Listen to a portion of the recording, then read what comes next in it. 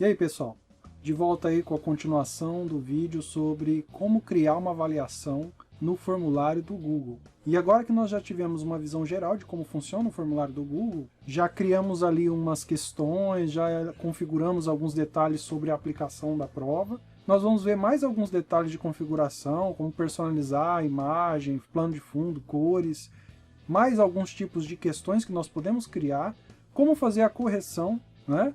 E configurar essa correção, as questões que são fechadas, as questões que são abertas e como devolver essas notas para os alunos. E antes de continuar, gostaria de pedir para vocês para curtir o vídeo, se inscrever no canal, ativar o sininho para receber notificações de novos vídeos e, se possível, compartilhar aí nas suas redes sociais, WhatsApp, Facebook, para tornar esse conteúdo relevante para o YouTube e fazer com que esse conteúdo chegue a mais pessoas. Certo, pessoal? Vamos nessa, então?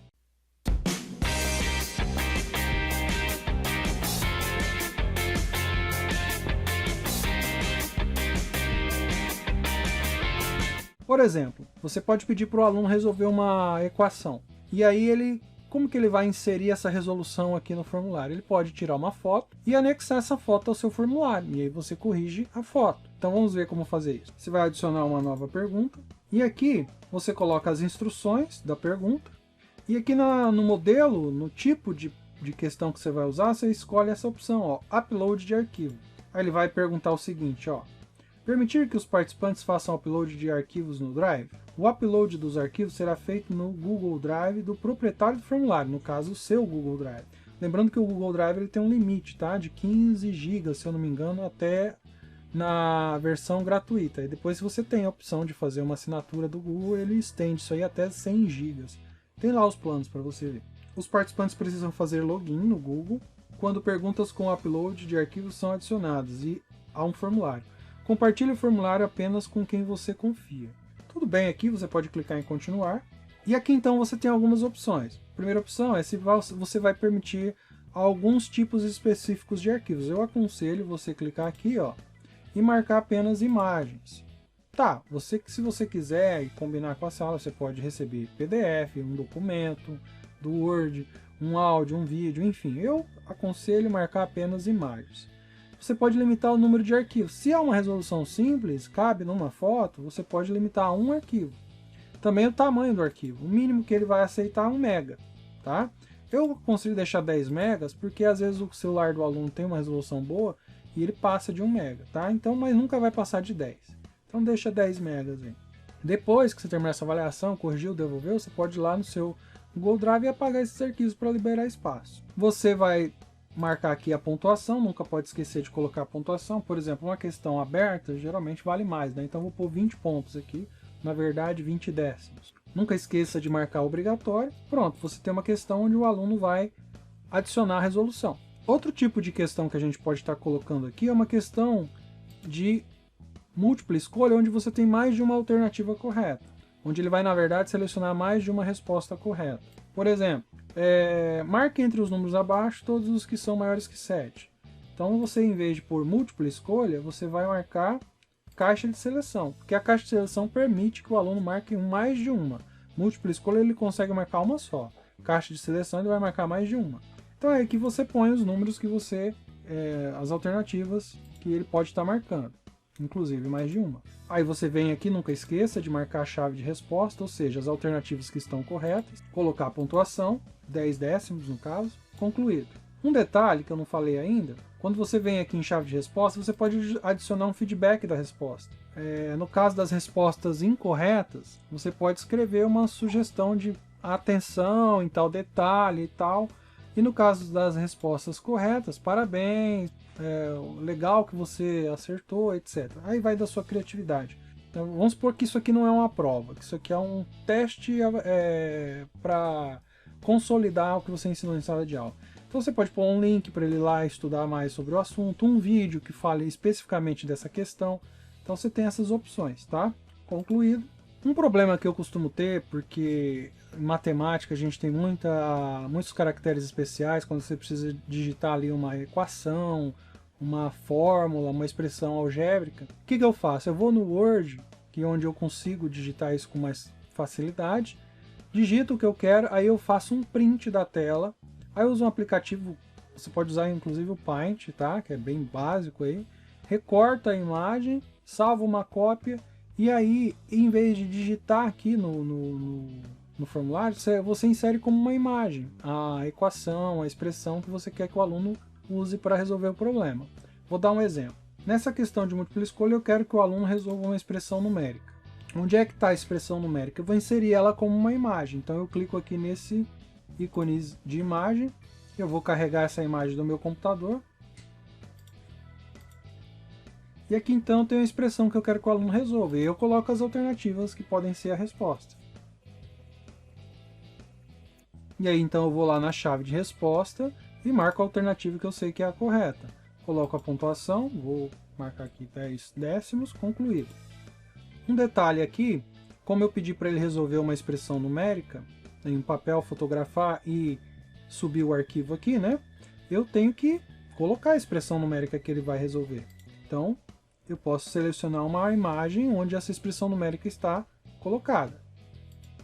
Pronto, então ele vai observar a expressão numérica, fazer num papelzinho e responder. Depois a gente vai ver, eu vou simular aí um aluno respondendo o formulário para vocês entenderem como isso vai funcionar. Nunca esqueça de marcar como obrigatório. Então vamos para mais um tipo de questão que a gente pode estar usando aí nesse formulário, nessa avaliação.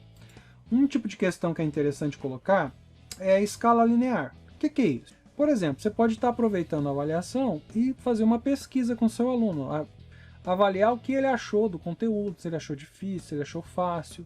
Isso é interessante, né? Você ter uma ideia da impressão que o aluno tem do conteúdo. Então você coloca aqui, ó, em relação ao conteúdo desta avaliação.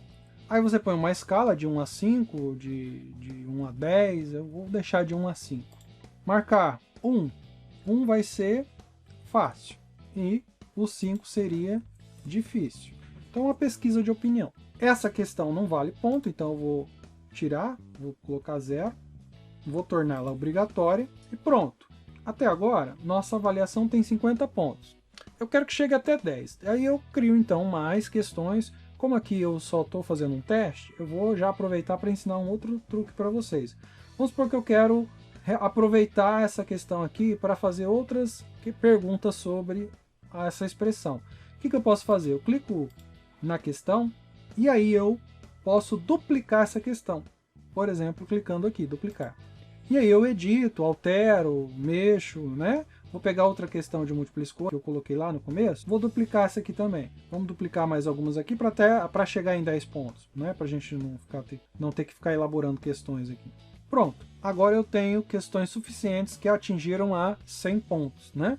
Então minha prova vale 100 pontos ou 10, né? Na verdade, se eu considerar esse 100, em vez de pontos, eu considerar ele décimos. 100 décimos, 10 pontos. Não esqueça, na hora que você duplicar suas questões, de marcar como obrigatória, senão ele não vai considerar obrigatória. Um detalhe que pode te ajudar a ter certeza se essa questão é obrigatória, sempre vai aparecer um asterisco vermelhinho no final da pergunta.